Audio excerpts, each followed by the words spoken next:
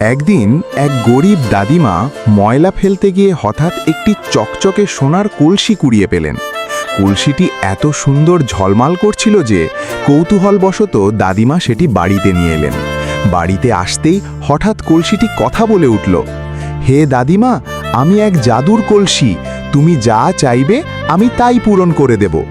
দাদিমা অবাক হয়ে বললেন, তাহলে আমার এই ছোট্ট কুঁড়েঘরটিকে একটি বিশাল রাজপ্রাসাদ বানিয়ে দাও। মুহূর্তের মধ্যেই চারদিকে আলো ঝলমল করে উঠল।